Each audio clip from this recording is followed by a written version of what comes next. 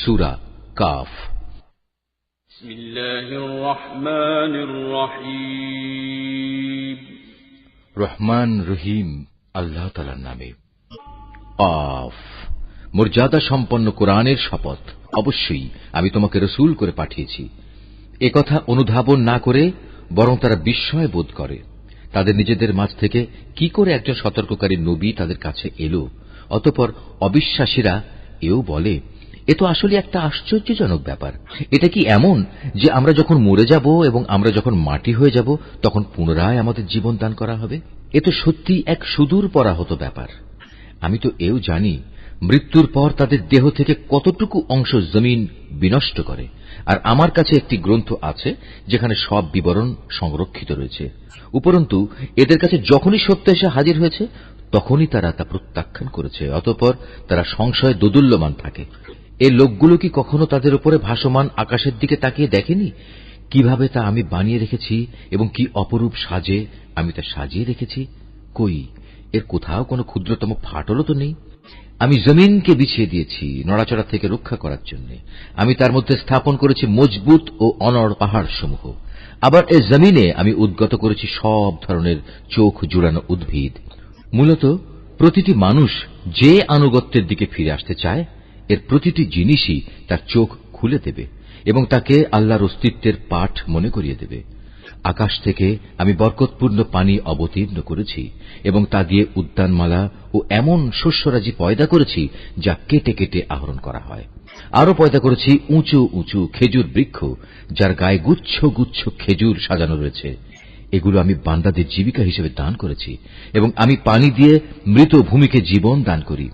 এমনই মৃত মানুষদের কবর থেকে বেরিয়ে আসার ঘটনা সংঘটিত হবে। এর আগেও নুহের জাতি, রসের অধিবাসী ও সামুদ জাতির লোকেরা তাদের নবীদের অস্বীকার করেছে। অস্বীকার করেছে আদ, ফেরাউন ও লুতের সম্প্রদায়ও। বনের অধিবাসী এবং তুব্বা সম্প্রদায়ের লোকেরাও তাই করেছে। এরা সবাই আল্লাহর রসুলদের মিথ্যাবাদী বলেছে। অতঃপর তাদের উপর আমার প্রতিশ্রুত আযাব আপতিত হয়েছে। আমি কি মানুষদের প্রথমবার সৃষ্টি করতে গিয়ে এতই ক্লান্ত হয়ে পড়েছি যে এরা আমার পুনরায় সৃষ্টি করার কাজে সন্দেহ পোষণ করছে? নিঃসন্দেহে আমি মানুষদের সৃষ্টি করেছি। তার মনের কোণে যে খারাপ চিন্তা উদয় হয় সে সম্পর্কেও আমি জ্ঞাত আছি, কারণ আমি তার ঘাড়ের রগ থেকেও তার অনেক কাছে অবস্থান করি। এই সরাসরি জ্ঞান ছাড়াও সেখানে আরো দুজন ফেরেশতা, একজন তার ডানে আর একজন তার বামে বসে তার প্রতিটি তৎপরতা সংরক্ষণ করার কাজে নিয়োজিত আছে। ক্ষুদ্র একটি শব্দও সে উচ্চারণ করে না, যা সংরক্ষণ করার জন্য একজন সদা সতর্ক প্রহরী তার পাশে নিয়োজিত থাকে না। মৃত্যু যন্ত্রণার মুহূর্তটি সত্যিই এসে হাজির হবে। তখন তাকে বলা হবে, ওহে নির্বোধ, এ হচ্ছে সে মুহূর্তটা যা থেকে তুমি পালিয়ে বেড়াতে।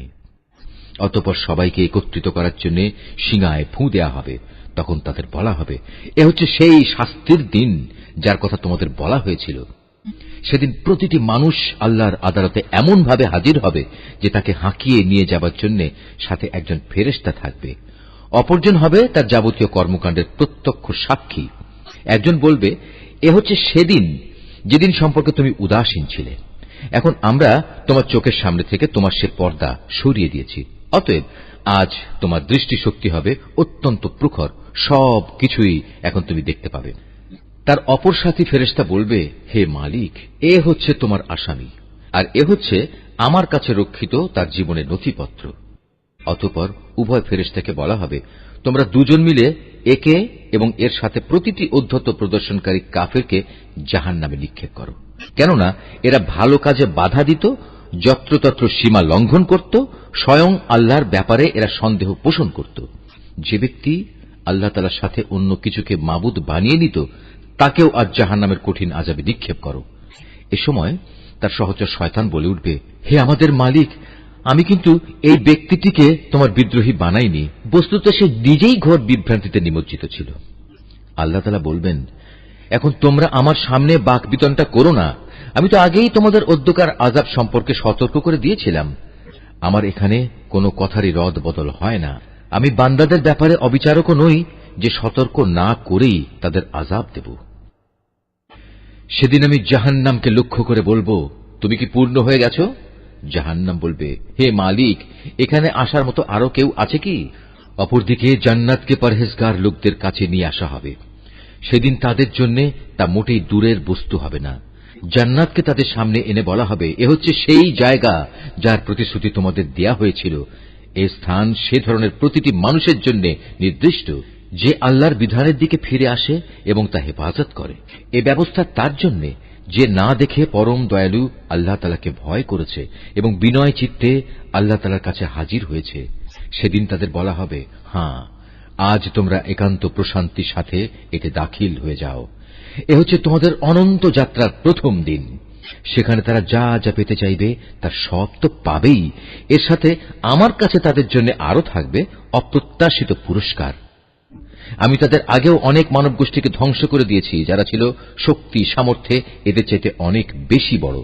দুনিয়ার শহর বন্দরগুলো তারা চষে বেরিয়েছে, কিন্তু আল্লাহর আযাব থেকে তাদের কোনো পলায়নের জায়গা কি ছিল? এর মাঝে সে ব্যক্তির জন্য প্রচুর শিক্ষণীয় বিষয় রয়েছে যার কাছে একটি জীবন্ত মন রয়েছে, অথবা যে ব্যক্তি একাগ্রচিত্তে সে শিক্ষণীয় বিষয়সমূহ শুনতে চায়। আমি আকাশমালা, পৃথিবী ও উভয়ের মধ্যবর্তী যা কিছু আছে তা সব কিছু 6 দিনে সৃষ্টি করেছি। কোন ক্লান্তি আমাকে স্পর্শ করেনি। অতএব হে নবী, সৃষ্টি সংক্রান্ত ব্যাপারে এরা যা বলে তাতে তুমি ধৈর্য ধারণ করো। তুমি যথাযথ প্রশংসার সাথে তোমার মালিকের পবিত্রতা ও মাহাত্ম্য ঘোষণা করো, সূর্য উদয়ের আগে এবং সূর্য অস্ত যাবার আগে। রাতের একাংশেও তার পবিত্রতা ও মহিমা ঘোষণা করো এবং সাজদা আদায়ের কাজ শেষ করে পুনরায় তাঁর তসবিহ পাঠ করো। সেদিন দূরে নয় যেদিন একজন আহ্বানকারী একান্ত কাছ থেকে সবাইকে ডাকতে থাকবে। সেদিন তারা কিয়ামতের মহাগর্জন ঠিক মতোই শুনতে পাবে। সেদিনটি হবে কবর থেকে উত্থিত হবার দিন। সত্য কথা হচ্ছে, আমি জীবন দান করি, আমি মৃত্যু ঘটাই এবং সবাইকে আবার আমার কাছেই ফিরে আসতে হবে। সেদিন তাদের ওপর থেকে কবরের মাটি ফেটে যাবে। যখন